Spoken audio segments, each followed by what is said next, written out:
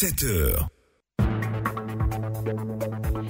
Bonjour à tous et merci de rester connectés sur votre radio. Mesdames, Messieurs, depuis 5 heures du matin, vous suivez maintenant la deuxième session d'information de cette journée constituée de la matinale des sports et de l'espace de notre partenaire des États-Unis d'Amérique.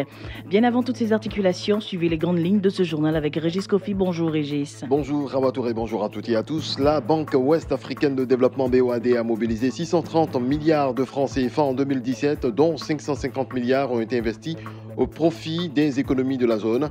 C'est l'information que le président de l'institution a apportée hier au chef de l'État ivoirien, Alassane Ouattara. Manque de financement des projets agricoles, mauvais état des routes et insécurité. Voici quelques problèmes qui freinent le développement dans la région du Tonkwi. Les populations l'ont signifié à la mission d'experts du mécanisme africain d'évaluation par les pairs, MAEP, qui est en ce moment à Mans. Nous sommes de plein pied dans les vacances scolaires. C'est le moment choisi par certains élèves pour exercer des petits métiers et aider financièrement les parents lors de la rentrée des classes. Nous en parlerons dans le journal des vacances. Et puis des discussions sont en cours pour organiser un deuxième sommet entre Trump et Vladimir Poutine à Washington à l'automne prochain. C'est ce qu'a déclaré hier le porte-parole de la Maison-Blanche. Débutons ce journal avec cette information. La situation financière de la BOAD est satisfaisante et l'institution se porte très bien. C'est ce qu'a déclaré Christian De Velande, président de la Banque Ouest-Africaine de Développement, à l'issue d'un entretien ce jeudi avec le chef de l'État ivoirien, Alassane Ouattara. Selon Christian De Velande, la banque a mobilisé en 2017 630 milliards de francs CFA. En Côte d'Ivoire, c'est un volume d'engagement de 985 milliards de francs CFA pour 156 opérations. Sur ce point, les explications de Christian De Velande, président de la BOAD. En ce qui concerne la coopération avec la Côte d'Ivoire, également là, elle est très satisfaisante, avec un volume d'engagement d'à peu près 985 milliards de francs CFA pour 156 opérations. Alors en 2017, nous avons financé 8 opérations en Côte d'Ivoire pour à peu près 74 milliards de francs CFA et déjà à mi-parcours. Donc cette année, en 2018, nous sommes déjà à un niveau d'intervention de 65 milliards de francs CFA. C'est ce qui montre que la coopération se porte très bien. Et je peux dire qu'aujourd'hui, nous avons à peu près 20 projets en cours d'instruction dans différents domaines et qui vont passer à nos différents conseils d'administration les jours à venir. Les 8 pays membres de l'UEMOA vont procéder à une évaluation de leur système de contrôle de gestion des finances publiques. Les responsables des cours des comptes de ces pays sont à Abidjan dans le cadre de leur 20e réunion annuelle. Cette rencontre va statuer sur les faiblesses constatées dans la région ou alors dans la gestion des comptes publics avant de trouver des solutions. Représentant le Premier ministre, le ministre de l'Économie et des Finances compte sur les conclusions de cette réunion. Adama Kone. Cette réunion annuelle statutaire qui procédera certainement à une évaluation des systèmes de contrôle des comptes ainsi que des résultats des contrôles effectués durant l'exercice écoulé est donc d'un grand intérêt pour les plus hautes autorités de notre pays. Elle constitue un cadre propice d'échange d'expériences pratiques visant à faire progresser la transparence dans la gestion des finances publiques au niveau de nos États. Monsieur le Président de la République fait de la bonne gouvernance, notamment la lutte contre la corruption, une de ses priorités.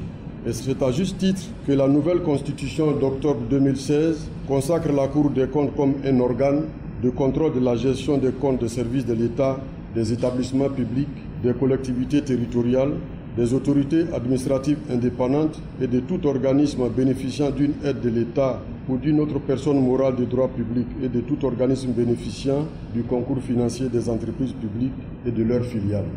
Allons à l'intérieur de notre pays. Une mission d'évaluation externe de la gouvernance en Côte d'Ivoire a posé ses valises cette semaine à Mans, dans la région du Tonkwi. La mission, composée d'experts du mécanisme africain d'évaluation par les pairs, MAEP, a échangé avec les différentes couches de la population en vue de recueillir leurs avis, suggestions et préoccupations sur les éléments qui entravent la bonne gouvernance et partant le développement. Les populations ont évoqué plusieurs problèmes, dont le manque de financement des projets agricoles, la mévente des produits, l'accès difficile aux différentes localités du fait du mauvais état des routes et l'insécurité.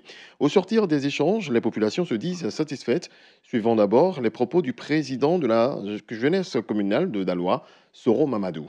Le maire nous donne l'opportunité de nous adresser directement aux gouvernants parce qu'on veut s'exprimer, il n'y a pas de cadre adéquat. Mais aujourd'hui, le MAP nous donne un cadre en tout cas adéquat pour pouvoir s'exprimer. Vous avez vu dans la salle, c'était toutes les composantes de la société. On a débattu de tous les sujets, il n'y avait pas de sujet tabou et chacun s'est exprimé librement. Alexis Bi, président de l'ONG IFS, nous ont posé des questions liées à la sécurité au niveau de l'employabilité des jeunes, l'accès au financement. Mais ce que nous retenons, c'est que la zone du Tonkbi est une zone qui a été très affectée par les crises que nous venons de connaître. Et que cette zone-là nécessite un plan Marshall pour booster le développement de cette localité.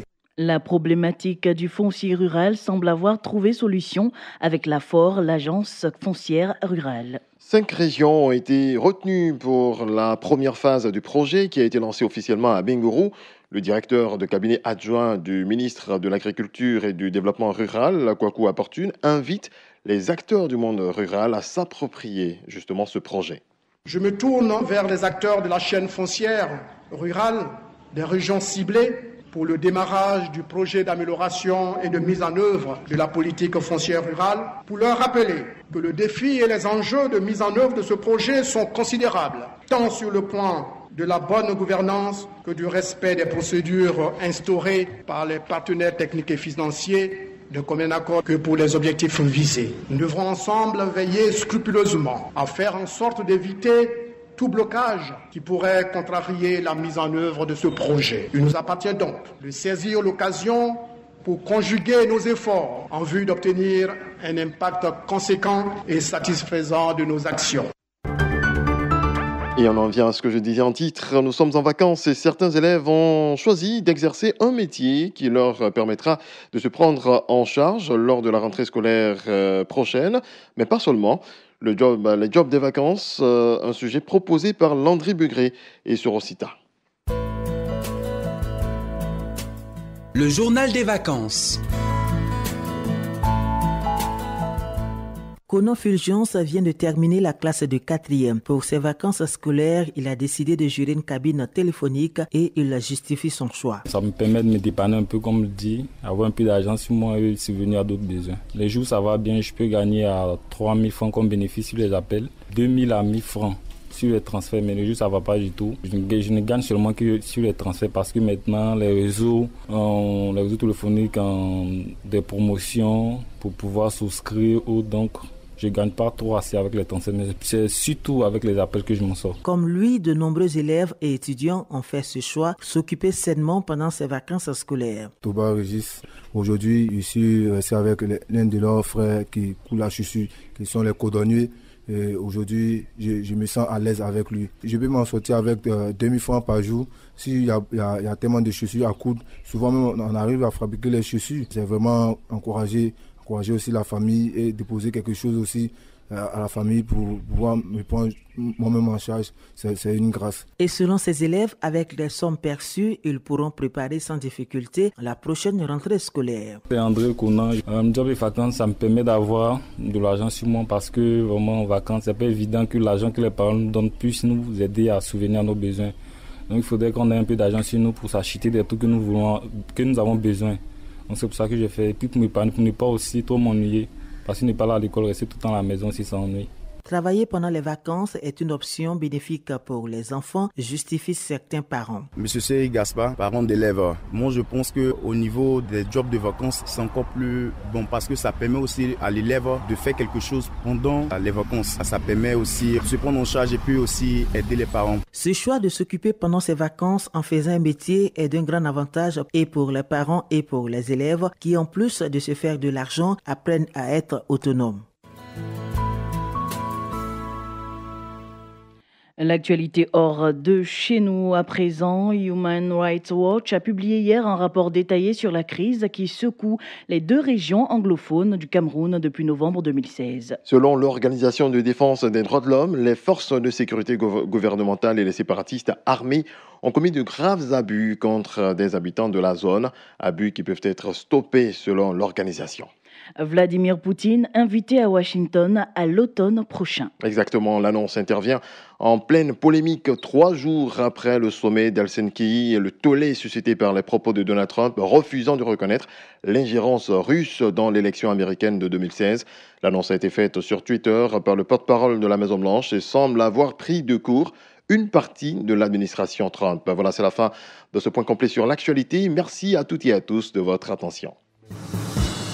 Washington Bureau, votre fenêtre sur l'Amérique, une coproduction RTI-VOA. Bonjour à tous, au menu de ce numéro de Washington Bureau, Donald Trump et le lapsus de Helsinki et Barack Obama en Afrique du Sud. Bienvenue à Washington DC. Vous êtes à l'écoute de VOA Afrique. Le président américain Donald Trump est revenu sur ses propos de Helsinki en Finlande pour dire qu'il accepte les conclusions des agences de renseignement des États-Unis selon lesquelles la Russie s'était ingérée dans la présidentielle de 2016. Idrissa Seydoudia. La veille, lors d'une conférence de presse à l'issue de son sommet avec Vladimir Poutine, Donald Trump avait accepté les démentis de son homologue russe à ce sujet. Le président américain a cependant ajouté dans une déclaration lue devant la presse mardi à la Maison-Blanche que d'autres personnes pourraient avoir aussi été impliquées dans cette ingérence électorale. L'acceptation publique des démentis de Poutine avait valu à M.